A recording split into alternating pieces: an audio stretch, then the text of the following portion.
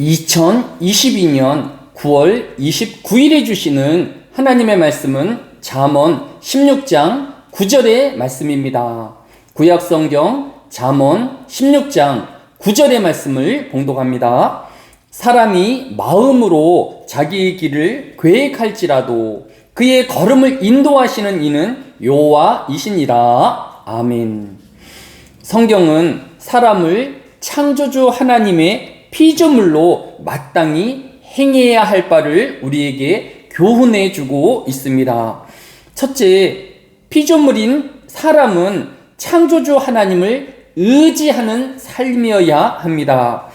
왜냐하면 이 세상에 태어난 것도 또 이 세상에서 살아감과 그의 종말인 죽음에 이르기까지 내가 원하고 또 택할 수 있는 것이 아무것도 없기 때문입니다.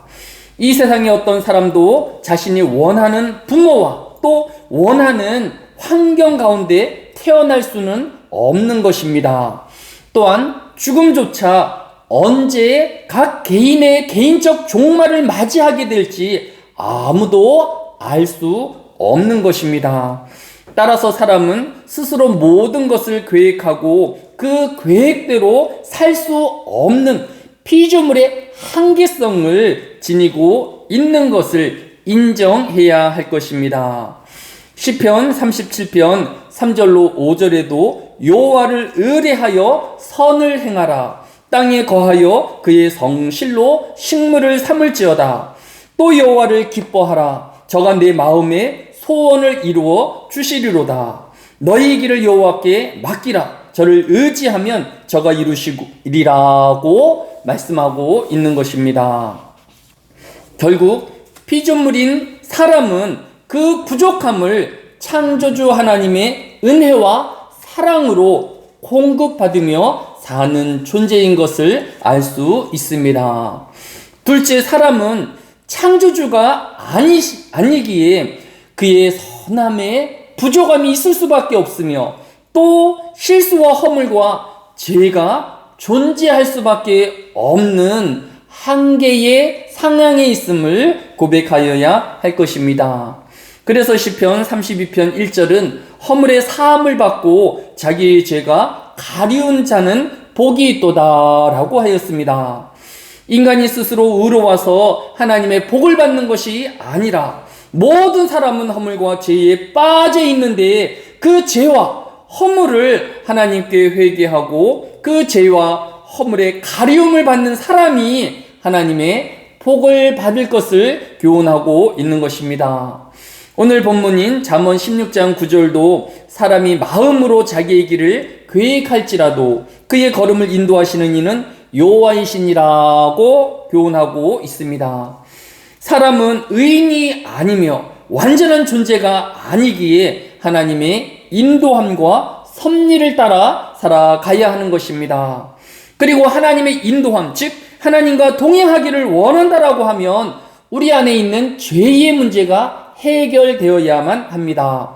왜냐하면 하나님은 거룩한 분이시기 때문에 죄인과 함께 동행할 수도 잠시도 함께 할 수 없기 때문입니다. 로마서 8장 10절로 11절은 이에 대한 해답을 우리에게 주고 있습니다. 그리스도께서 너희 안에 계시면 몸은 죄로 말미암아 죽은 것이나 영은 의로 말미암아 살아있는 것이니라. 예수를 죽은 자 가운데서 살리신 이의 영이 너희 안에 거하시면 그리스도 예수를 죽은 자 가운데서 살리신 이가 너희 안에 거하시는 그의 영으로 말미암아 너희 죽을 몸도 살리시리라. 하나님과 동행할 수 있는 유일한 방법은 예수 그리스도의 대속의 은혜 안에 거하는 것입니다. 그리하면 하나님은 우리의 장차 죽을 몸도 부활하게 하실 것입니다. 오늘 하루도 하나님의 창조된 피조물로 하나님을 바라보며 그 하나님과 동행하는 하루 되어지시기를 바랍니다.